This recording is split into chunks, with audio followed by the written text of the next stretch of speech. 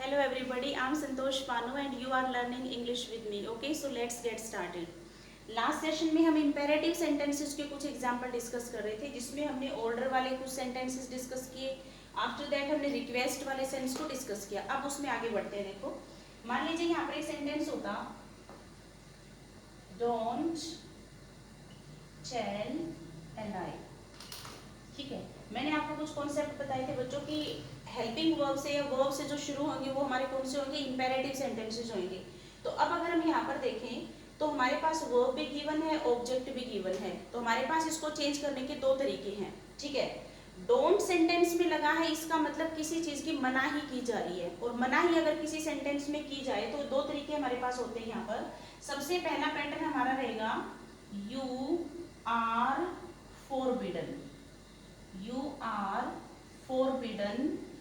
ठीक है, अब ये देखिए क्या कह रहा है कि यू आर फोरबिडन, आपको मनाही की गई है. अब एक बात बताओ, मनाही की गई है तो झूठ बोलने की या नहीं बोलने की? मनाही अगर की है तो झूठ बोलने की है. राइट. तो अब आप यहाँ पर डू नॉट का नोट दोबारा यूज नहीं करेंगे क्योंकि सेंटेंस आपका सुपरफ्लुअस हो जाएगा. ठीक है, फॉरबिड का ऑलरेडी मतलब होता है मना करना. तो दो ऐसे शब्द मत यूज करो जिसका दोनों का नेगेटिव सेंस आता हो. ठीक है, तो आपको क्या करना है, you are forbidden to tell a lie. To tell a lie मतलब आपको आगे की बात हमेशा पॉजिटिव रखनी है.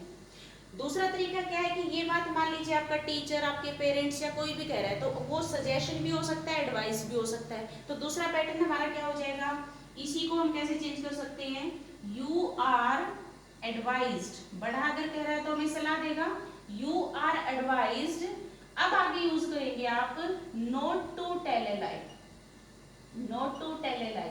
अब ये देखिए बच्चे, यहाँ पर एक और कॉन्सेप्ट हमें समझना है कि जो हमारा डू नॉट था, डू नॉट को कन्वर्ट कर रहे हैं हम किस में, नोट टू में. इसके पीछे क्या रीजन है, मतलब हम टू को पहले क्यों नहीं लिख रहे, फिर नोट लगा करके आगे टेल क्यों नहीं लिख रहे? तो इसके पीछे रीजन होता है बच्चे, टू प्लस वी1 का जो फॉर्मेट होता है वो इन्फिनेटिव होता है. अगर आपने बीच में नोट को घुसा दिया तो आपने इस इन्फिनेटिव को तोड़ दिया.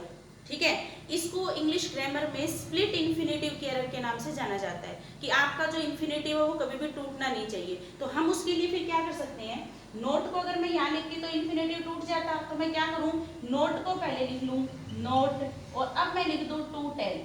अब ये हमारा इन्फिनेटिव का फॉर्मेट रह गया. क्लियर है? तो शॉर्ट में फिर क्या कह देते हैं भाई, डू नॉट चेंज होगा बच्चे नोट टू में. इसके पीछे यही रीजन है. क्लियर? अगर ये वाली बात पॉजिटिव है तो आगे हमने नेगेटिव रख दिया, अगर ये वाली बात नेगेटिव है तो ये आगे वाली बात हमने पॉजिटिव रख दी, क्योंकि दो नेगेटिव को एक साथ यूज नहीं कर सकते. क्लियर है? तो ये देखिए एक और तरीका क्योंकि इसने क्या कर रखा है, वर्ब दे रखी है, ऑब्जेक्ट दे रखा है, तो हम लेट से भी तो बना सकते हैं ना. तो कैसे बन जाएगा, लेट ए लाई. ऑब्जेक्ट को इधर ले आओ, not be told. Let a lie not be told, क्योंकि नोट आ गया हमारी नेगेटिविटी के लिए. लेट वर्ब को बेस फॉर्म बी चाहिए, और क्योंकि मेन वर्ब टेल है ये किस में चली जाएगी, टोल्ड में. क्लियर है? तो ये आपका बन जाएगा let a lie not be told. यहाँ तक कहानी समझ आ रही है? कर लेंगे. कोई भी ऐसा इंपेरेटिव सेंटेंस जो डोंट से शुरू हो रहा है तो उसके लिए आप ये वेरियस पैटर्न यूज कर सकते हैं. क्लियर है? एक और एग्जांपल हम डिस्कस करेंगे अभी. अगर यहाँ पर एक सेंटेंस होता, don't make a noise. Don't make a noise, तो आप कैसे बना सकते थे? देखो सारे पैटर्न यूज करो. सबसे पहला क्या है, यू आर एडवाइज्ड. ठीक है, अब आगे चेंज कर दो, not to make a noise. थोड़ा सा दिमाग लगाओ बच्चे, ये एडवाइस कैसे हो सकती है? नहीं ना, ऐसा नहीं कि जो भी सुना और आपने फिट कर दिया. अगर अगला आपको कोई गुस्से में कह रहा है कि डोंट मेक अ नॉइज, तो आप यहाँ पर अब एडवाइस नहीं लगा सकते. ऊपर वाली बात में कुछ सजेशन एडवाइस हमें दिख रहा था कि भाई झूठ मत बोलो. ठीक है, ये किसी का सजेशन हो सकता है हमारे लिए. लेकिन अगर कोई कह रहा है कि किसी रूम में बहुत ज्यादा शोर मचा हुआ है, तो अगर कोई पर्सन बोलेगा तो वहां पर आपको वो सजेशन नहीं देगा. तो यहाँ पर हमें क्या करना पड़ेगा, you are ordered. You are ordered not to make a noise. ये बात समझ आ गई। दूसरा फिर से बना सकते हैं वही, you are forbidden,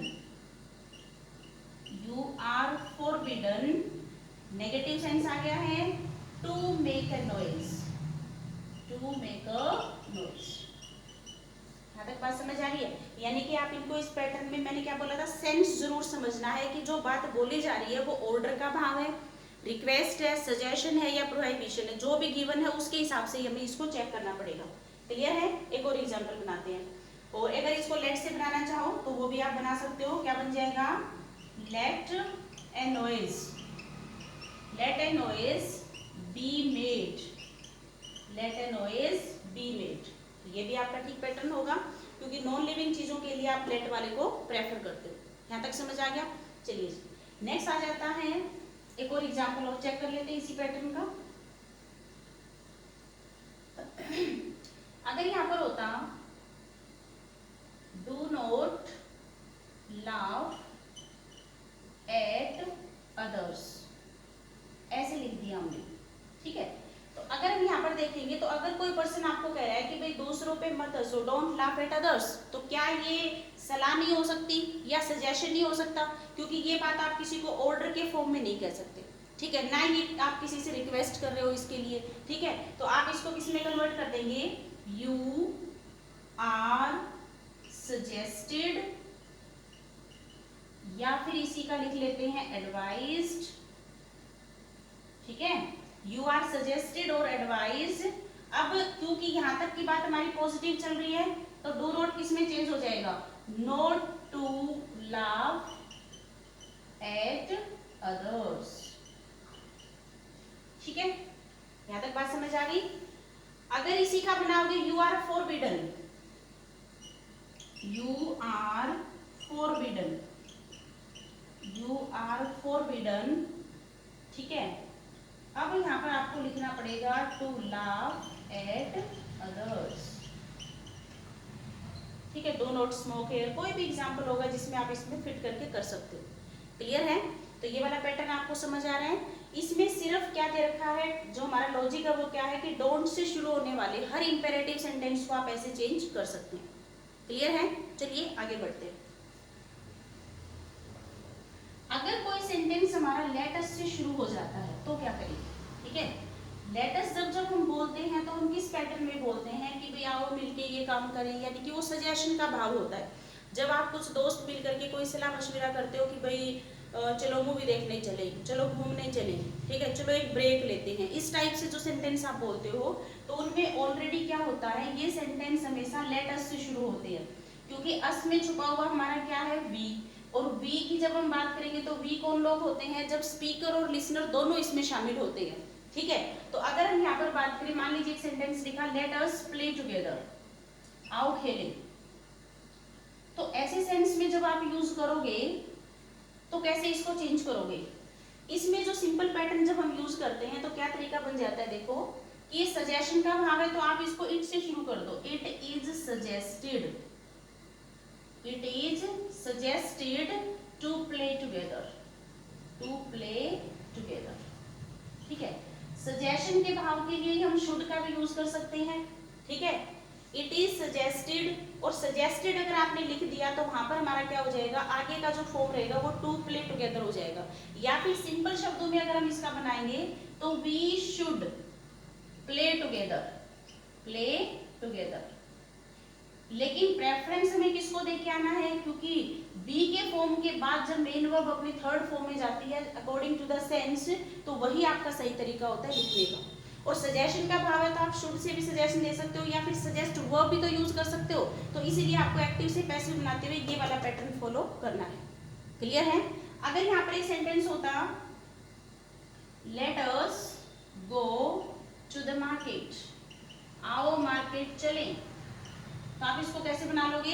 it is suggested, it is suggested, ठीक है। आगे लिख दो to go to the market, आप आगे एज इट इज लिख देंगे, टू से इसको जोड़ देंगे। Clear? It is suggested to go to the market. यहां तक कहानी समझ आ रही है? ये आप उन सेंटेंस के लिए पैटर्न यूज करोगे जो हमारे सेंटेंस शुरू होते हैं लेट अस से, ठीक है। तो यहाँ पर एक इम्पोर्टेंट बात that you should keep in mind is, हम यहाँ पर अस की बजाय क्या देख लेते हैं, क्योंकि अस वर्ड में वी है और वी में लिसनर और स्पीकर दोनों शामिल होते हैं। लेकिन अगर मैं इसी सेंटेंस को ऐसे लिख देती, let me do this work, बच्चों बिल्कुल कहानी चेंज हो जाएगी। कैसे चेंज हो रही है देखो, बच्चा सोचता है क्या फर्क पड़ता है कि लेट अस है या फिर लेट मी है, ठीक है। लेकिन अगर हम यहाँ पर बात करेंगे तो ये लेट मी जब आप बोल रहे हो तो इसका मतलब है कि मुझे अलाउड करो इस काम के लिए, ठीक है। जैसे मैं बोलूँ मुझे अपना काम करने दो, ठीक है, उसे खेलने दो, ठीक है। गरम दूध या गरम चाय है तो हम क्या बोलेंगे, इसे ठंडा होने दो, लेट इट कूल बोलते हैं ना। तो ये अलाउड करने के सेंस है, ठीक है। माँ घर पे बच्चे को होमवर्क करवा रही है, एक बच्चा ज्यादा बोल रहा है तो वो क्या कहते हैं, इसे होमवर्क करने दे बोलते हैं ना हम। तो ऐसे सेंस में जब हम यूज करते हैं तो ये अलाउड करने के सेंस है। दूसरे बच्चे को हम क्या कहेंगे कि तू चुप रहे ताकि ये अपना होमवर्क कर ले, अलाउड करे इसको कि ये अपना होमवर्क कर पाए। बात समझ आ रही है? ये वो सजेशन के भाव नहीं है कि इसमें स्पीकर और लिसनर दोनों शामिल हो, तो इस चीज का जरूर ध्यान रखेंगे। तो इसको हम किस पैटर्न से बना लेंगे, देखो एज इट इज क्या करो, लेट को लेट रखो, ऑब्जेक्ट हमारा क्या है, this work, late this work, यहां तक समझ आया। और क्योंकि लेट तो किसको लेगा, बी को लेगा, और मेन वर्क किसमें चली जाएगी, अपने थर्ड फॉर्म में, तो डू का क्या बन जाएगा, done. Let this work be done by me. यहां तक बात समझ आ रही है? हम इसको बिल्कुल भी नहीं बनाएंगे कि इट इज सजेस्टेड, क्योंकि ये सजेशन नहीं है, ये अलाउड करने का सेंस है कि उसे अलाउड करो कि वो अपना काम कर ले। अब जैसे मैं ये कहती हूँ उसे गाना गाने दो, तो कैसे बनाएंगे, इंग्लिश कैसे बनाएंगे इसकी, let him Singh a song, ऐसे ही बोलेंगे ना। तो देखो एज इट इज क्या करो, लेट का लेट रखो, let a song be sung by him, बना सकते हो। उसे एक कहानी सुनाने दो, ठीक है, तो कैसे बोलेंगे, let her narrate a story, story हमेशा नरेट होती है, राइट। तो अगर हम यहाँ पर बात करेंगे तो बनाओ एज इट इज, लेट को लेट रखिए, let a story be narrated, let a story be narrated by her, right. यहां तक बात समझ आ रही है? यानी कि जब जब आप लेट लगा करके लिख रहे हो तो एक चीज का ध्यान रखेंगे, जब जब सेंटेंस की शुरुआत हो रही है लेट अस से, तभी आप फॉर्मेट यूज करोगे इट इज सजेस्टेड। बच्चों जरूर ध्यान रखनी है आपको ये बात, ठीक है, इट इज सजेस्टेड वाला पैटर्न यूज करो। अगर इस अस को छोड़ दो, अगर मैं लिखती हूँ कहीं भी लेट मी, अगर मैं लिख रही हूँ लेट हिम, अगर मैं लिख रही हूँ कहीं भी लेट हर, अगर मैं लिख रही हूँ लेट इट, और अगर मैं लिख रही हूँ लेट देम, अगर ये इसके साथ यूज हो रहे हैं तो यूं समझ जाओ कि ये अलाउड के फॉर्म में यूज हुए हैं, कि इस पर्सन को या इस चीज को अलाउड करो, होने दो ये चीज, ठीक है।